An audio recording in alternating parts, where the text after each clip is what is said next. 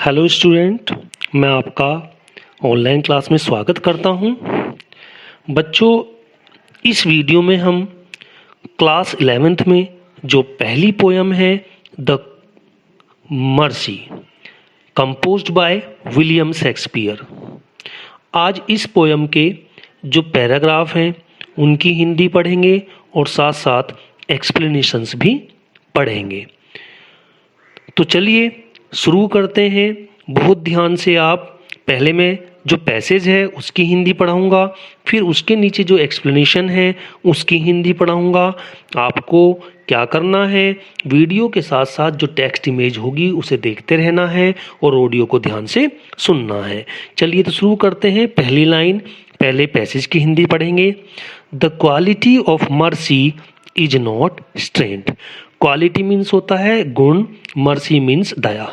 दया के गुण को इज नॉट स्ट्रेंड, बाध्य नहीं किया जा सकता, अर्थात मजबूर करके किसी भी व्यक्ति के अंदर दया के भाव को उत्पन्न नहीं किया जा सकता। It dropped as the gentle rain from haven.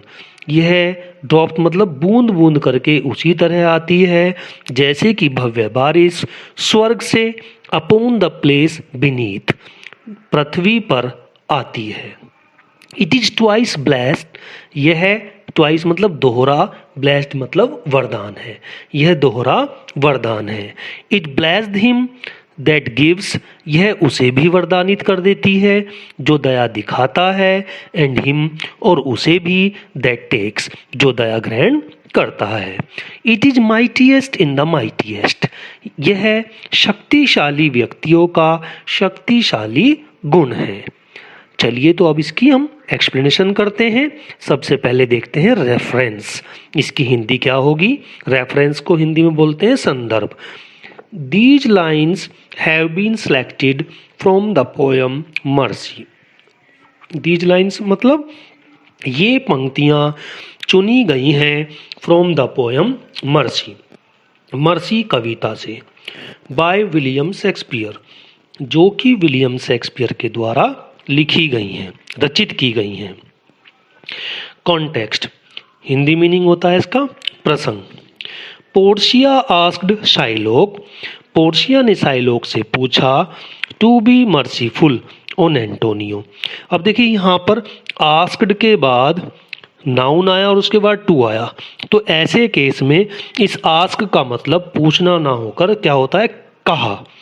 Portia ने शाइलॉक से कहा कि वह दयावान बन जाए ऑन एंटोनियो, अंटोनियो पर, यानी कि पोर्शिया ने शाइलॉक से कहा कि वह अंटोनियो को दया दिखाए, एंड एक्सेप्ट मनी, और पैसा स्वीकार करे, दो the stipulated time was over, हालांकि जो निश्चित समय है वो खत्म हो गया है। यानी कि इनके बीच एक बॉन्ड बना था जिसमें ये कहा गया था कि अगर समय से बॉन्ड के अनुसार पैसा वापस नहीं लौटाया गया तो शाइलॉक के शरीर से 1 पौंड मांस लिया जाएगा, लेकिन वो टाइम बीत गया। इस वजह से ये केस कोर्ट में आया जहां पर पोर्शिया शाइलॉक से दया दिखाने के लिए प्रार्थना करती है। चलिए अब देखिए एक्सप्लेनेशन, व्याख्या। एक्सप्लेनेशन की स्पेलिंग, कॉन्टेक्स्ट की स्पेलिंग, रेफरेंस की स्पेलिंग बहुत ध्यान से आपको करनी होती है एग्जाम में, क्योंकि स्पेलिंग की वजह से ही इंग्लिश में अच्छे मार्क्स आते हैं और गलत करने पर इसी की वजह से मार्क्स कट जाते हैं। चलिए सुनिए फिर। It is pointed out in these lines, इन पंक्तियों में यह दर्शाया गया है that mercy is a good quality, कि दया एक श्रेष्ठ गुण है। So to be merciful is praiseworthy indeed, इसलिए दयावान होना वास्तव में प्रशंसनीय होता है, यानी कि प्रशंसा पूर्ण होता है। A powerful man can show mercy on a weak man, powerful का मतलब होता है शक्तिशाली व्यक्ति, कि एक शक्तिशाली व्यक्ति एक कमजोर व्यक्ति पर दया दिखा सकता है। Both are blessed by the noble quality, और दोनों ही फायदा उठाते हैं इस श्रेष्ठ गुण के द्वारा। He who tries to be merciful does something noble. वह व्यक्ति जो दयावान बनना चाहता है या कोशिश करता है वह श्रेष्ठ कार्य करता है. And he who takes it, और जो दया ग्रहण करता है, गेट सम एडवांटेजेस, उसे भी कोई ना कोई फायदा जरूर मिलता है. It is most powerful in those who are very highly placed and wield much influence. यह उन लोगों में भी बहुत शक्तिशाली गुण है जो कि उच्च पद पर बैठे होते हैं और जिनका प्रभाव बहुत ज़्यादा होता है. तो ये पहले पैसेज की आपकी एक्सप्लेनेशन थी. अब हम सेकंड पैसेज करते हैं. पहले उसकी पैसेज की हिंदी समझेंगे और फिर हम उसकी एक्सप्लेनेशन की हिंदी समझेंगे. It becomes the throned monarch better than his crown. It becomes, यह राजा को शोभा देती है, यह राजा को शोभा देती है उसके राज मुकुट से भी कहीं ज़्यादा. अर्थात उसका जो राज मुकुट होता है वो बहुत चमक देता है, लेकिन यदि उसमें दया नहीं है तो उसकी सारी चमक बेकार है. लेकिन जिस राजा में दया होती है उसको उसके राज मुकुट से भी ज़्यादा शोभा मिलती है. His sceptre shows the force of temporal power. Sceptre का मतलब होता है राजदंड, टेम्परल पावर का मतलब होता है सांसारिक शक्ति. उसके हाथ में जो राजदंड होता है वह उसकी सांसारिक शक्ति को प्रदर्शित करता है. The attribute to awe and majesty. Attribute का मतलब होता है प्रतीक, जो उसके भय का, एंड मैजेस्टी और उसकी शान शौकत का प्रतीक होता है. Wherein doth sit the dread and fear of kings. जिसके अंदर विद्यमान होता है ड्रेड, आतंक और राजाओं का डर. But mercy is above this sceptred away. लेकिन यहाँ पर लेखक ने कहा है कि जो दया है वो राजा के इस राजदंड से भी कहीं बढ़कर है. तो चलिए अब एक्सप्लेनेशन करते हैं. रेफरेंस सेम रहेगा जैसा मैंने अभी आपको एक्सप्लेन किया था, वही इसका मेथड है लिखने का और सेम है उसकी हिंदी, तो आप उसे रिपीट करके सुन सकते हैं. अब देखिए कॉन्टेक्स्ट पढ़ते हैं. In the play the Merchant of Venice, Portia tried her best to persuade Shylock. In the play Merchant of Venice, Merchant of Venice नाटक में ये जो आपकी पोयम ली गई है ये विलियम शेक्सपियर का एक प्ले है द मर्चेंट ऑफ वेनिस, उसी का कुछ हिस्सा है जो आपके सिलेबस में रखा गया है. तो यहाँ पर उसने लेखक ने यही कहा है कि in the play the Merchant of Venice Portia tried her best. Portia ने पूरी कोशिश की साइलॉक को मनाने की. To show mercy on Antonio, कि वह एंटोनियो पर दया दिखाए. By not insisting upon the terms of the agreement, कि वह उनके बीच जो समझौता हुआ था उस पर उसके लिए दबाव न बनाए. Explanation. It is pointed out in these lines, इन पंक्तियों में यह दर्शाया गया है that mercy suits the kings more than their sceptres, कि जो दया है वो राजाओं को उनके राजदंड से भी कहीं ज़्यादा शोभा प्रदान करती है. A sceptre is a symbol of temporal power. Sceptre का मतलब राजदंड, सिंबल का मतलब प्रतीक, टेम्परल पावर मतलब सांसारिक शक्ति. राजदंड उनकी सांसारिक शक्ति का प्रतीक होता है. It is a symbol of and grandeur, वह उसके भय का और उसकी शान का प्रतीक भी होता है. The people obey the king for fear of being punished. जो लोग हैं वो राजा के दंड की वजह से उसकी आज्ञा का पालन करता है.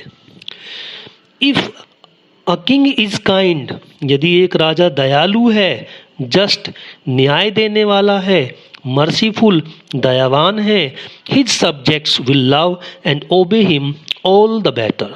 तो उसकी जो प्रजा होती है, या सब्जेक्ट्स का मतलब प्रजा से है, उसे प्यार करेंगी और उसका सम्मान करेंगी. In this way Portia tried her best to persuade Shylock. इस तरह जो पोर्शिया है वो अपना भरसक प्रयास करती है साइलोक को समझाने का. कि वह पैसा स्वीकार कर ले और उस पर जुर्माना न लगाए, शर्तों के अनुसार जो उनके बीच शर्त लगी थी। अब बच्चों जो लास्ट पैराग्राफ है इसको पढ़ेंगे और ये बहुत ही इम्पोर्टेंट पैराग्राफ है, कई बार एग्जाम में ये आ चुका है, इसे ध्यान से सुने। और बच्चों इस ऑडियो को वीडियो को बार बार सुने ताकि ये आपको अच्छे से समझ में आ जाए, और हमारे चैनल को सब्सक्राइब कर लें और इसको अपने दोस्तों को भी शेयर कर दें। चलिए तो शुरू करते हैं थर्ड पैराग्राफ, और इसकी पहले हिंदी सुनेंगे फिर एक्सप्लेनेशन करेंगे। It is enthroned in the hearts of kings. Enthroned का मतलब होता है निवास करना। यह राजाओं के हृदय में निवास करती है। It is an attribute to God himself. यह स्वयं में ईश्वर का एक गुण है। And earthly power doth then show likest God's. और सांसारिक शक्ति उस समय ईश्वर की शक्ति के समान हो जाती है। When mercy seasons justice. जब दया न्याय में मिल जाती है, यानी कि जब कोई राजा न्याय सुनाता है और उसमें दया को भी शामिल कर लेता है तो उसकी जो शक्ति है वो ईश्वर की शक्ति के समान हो जाती है। चलिए तो बच्चों अब हम इसका रेफरेंस और कॉन्टेक्स्ट करते हैं। देखो बच्चों रेफरेंस और कॉन्टेक्स्ट, ये जो सेकंड पैसेज हमने अभी पढ़ा था बिल्कुल सेम है, आप उसी को सुन लें और उसी को रिपीट कर लें। बस मैं इसकी एक्सप्लेनेशन की हिंदी आपको समझा रहा हूँ। In these concluding lines, concluding का मतलब होता है अंतिम। इन अंतिम पंक्तियों में कवि ने the virtue of mercy is contrasted with the earthly power of the king. कवि ने दया की तुलना राजा की सांसारिक शक्ति के साथ की है। इट हैज़ बीन टोल्ड, यह बताया गया है, दैट पीपल कि जो लोग हैं are afraid of the kings, कि जो लोग हैं वो राजाओं से डरते हैं, because of their earthly powers, उनकी सांसारिक शक्तियों की वजह से। इट इज़ देयर पावर, यह उनकी शक्ति ही है, that makes the people afraid, जो लोगों को डराती है। But heart is the abode of mercy, लेकिन जो हृदय है यह दया का निवास स्थान है, यानी कि हृदय में दया होती है।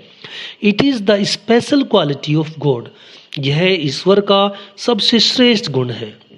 The earthly power of Kings appears like the divine power of God. राजाओं की सांसारिक शक्ति ईश्वर की शक्ति के समान लगती है। When mercy and justice go together, जब दया और न्याय साथ साथ चलते हैं।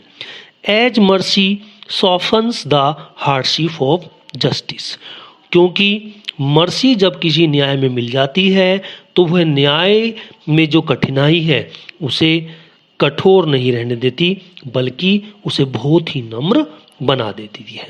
तो बच्चों ये तीनों पैसेज की मैंने आपको हिंदी पढ़ाई, एक्सप्लेनेशन पढ़ाई। जिसने ये वीडियो बच्चों ने सही से समझ ली होगी, बार बार इसे देख लिया होगा और बार बार इसे सुनेगा, उसे बहुत अच्छे समझ में आ जाएगी। अब हम अपनी नेक्स्ट वीडियो में नेक्स्ट पोएम के साथ मिलेंगे। ठीक है बच्चों, तो मैं आशा करता हूँ कि आप इसे बार बार सुनेंगे। चैनल को सब्सक्राइब कर लें और अपने दोस्तों को भी इसे शेयर करते हैं। Okay, thank you very much.